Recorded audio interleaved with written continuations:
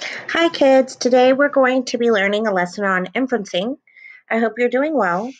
Inferencing is when you take a guess, when the author doesn't tell you everything and you need to use your prior knowledge, things that you know, and also clues in the story or from the picture to see what's going on. So, what is the definition of inferencing? Inferencing is when we use clues from the text and our own prior knowledge to make connections and come up with ideas.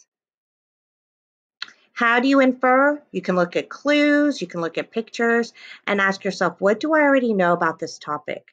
Use the clues to figure out what the author does not tell you. So you can look at the clues and figure out what's going on, and you can say, I infer this, or I can guess that this is happening. Let's look at this picture.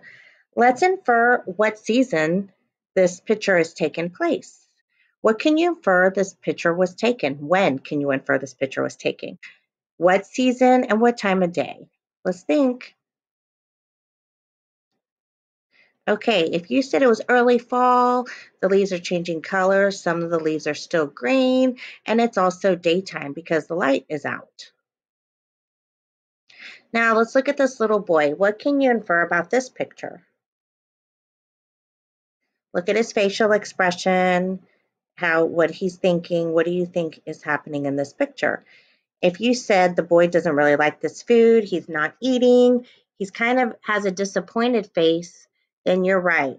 And most kids don't like vegetables, even though they're still good for you.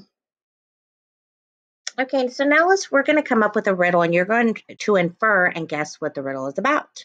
What am I? Put me on your feet. I will keep you warm and dry. Wear me when it rains. So think about what you wear on your feet when it rains. Put on your thinking caps. Let's see. Did you infer that it was rain boots? Then you are correct. Let's look at another riddle. What am I? I am very tall. I like to eat leaves. My neck is very long. I live on a savanna with tall grasses. What animal can you infer? Let's use our clues. If you inferred that it was a giraffe, you are correct. Now, who am I? Let's look at what occupation this is talking about. Today has been very busy. I replaced a knee and set a broken arm into a cast. Now I am examining a patient with a sore leg. Follow along. He may need some medicine. Later, I take off my white coat and stethoscope and relax.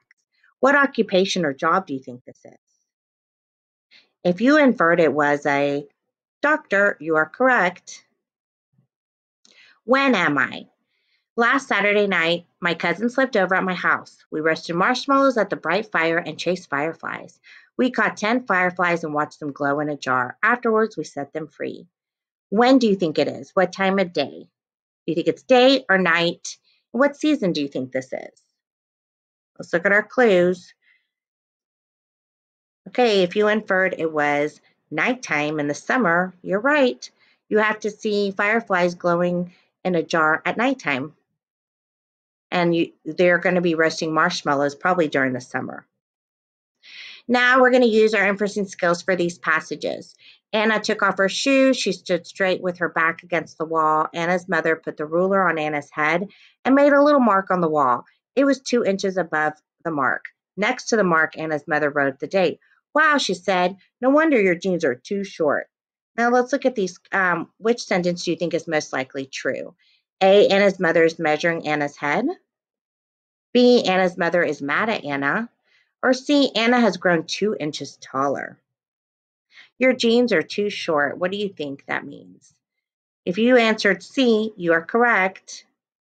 Not long after the sun came up, Logan ran outside to play. He hopped on his bike and raced around the small house. Then he stopped to rest beside the backyard grill. He saw a small round shell sitting on the grill. It was a snail shell. He ran into the house to tell his big sister about it. He begged her to come see it, but she was busy watching cartoons. Logan decided to eat some cereal before going back outside to get the shell. When he went outside, he was shocked to find that the shell was gone. Who could have taken it? Did his sister sneak up and steal it? He heard a car drive away. All that was left was a strange, slimy trail down the slide of the grill. What do you think happened? What happened?